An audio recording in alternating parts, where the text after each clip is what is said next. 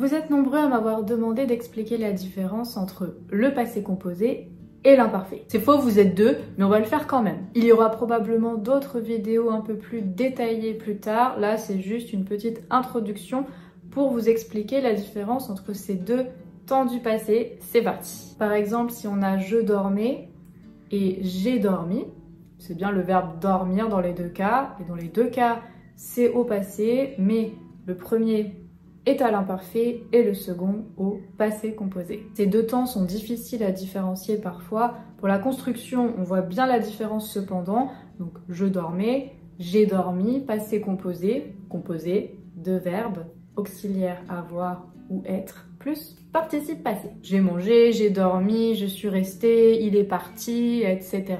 Donc si les deux temps sont des temps du passé, comment on va faire pour choisir le bon quand on parle? Est-ce qu'on choisit au hasard? Bah non, vous allez pas faire ça en fait, je vous vois venir. Je sais que parfois c'est plus facile de se dire ok, passé composé, parce que j'aime bien. C'est pas du tout ce que je fais en anglais, non. Mais non, il y a quelques astuces, donc on va essayer de voir ensemble comment on peut choisir facilement. On commence par l'imparfait. Donc l'imparfait va servir à faire une description dans le passé. Il va aussi être utilisé pour exprimer une action qui dure et qui n'est pas terminée. Et enfin, dernière chose, on va aussi l'employer pour parler des habitudes passées. Description, habitude qui n'est pas terminée. À l'opposé, le passé composé sert à exprimer une action ponctuelle. Et cette action est terminée dans le passé. Donc imparfait, pas terminé, passé composé, terminé. Après, on peut combiner les deux temps. Ok, quelques exemples pour illustrer. La semaine dernière, quand je suis allée au cinéma, il n'y avait vraiment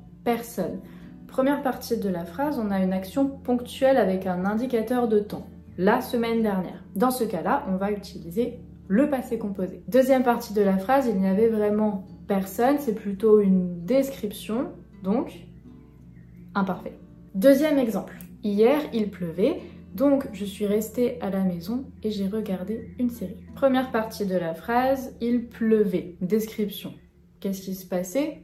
Il pleuvait. Comme si on avait une image ou un film et on devait décrire ce qu'on voit. Il pleuvait. À ce moment-là, il pleuvait, dans le passé. Ensuite, on a une succession d'actions. Quand c'est le cas, on va utiliser le passé composé à chaque fois. Donc, je suis restée à la maison, j'ai regardé une série. Et si on devait continuer les différentes actions, on utiliserait toujours le passé composé. Autre chose qui peut être importante, c'est quand on a une action qui a une durée spécifique, on va utiliser le passé composé. Par exemple, je suis partie de la maison pendant 3 heures. Durée spécifique. Pendant 3 heures, donc passé composé. Si on avait dit « je partais de la maison pendant 3 heures », ça aurait plus le sens d'une habitude dans le passé. Donc par exemple, quand j'avais 18 ans, je partais souvent de la maison pendant 3 heures pour faire quelque chose. Je suis nulle cet exemple. Mais donc l'idée serait différente. Un autre exemple, si on a une action qui n'a pas de durée spécifique, par exemple, j'ai voyagé dans un bus, et si ensuite on a une description, on va utiliser le non, l'imparfait. Donc, j'ai voyagé dans un bus qui était complet. Ça va? N'hésitez pas à revoir la vidéo jusqu'ici pour bien catégoriser. On verra la suite dans une autre vidéo. Donc, vous voyez, c'est assez complexe. On doit essayer de penser à est-ce que c'est une description? Est-ce que c'est une action qui a une durée spécifique? Est-ce que c'est une habitude?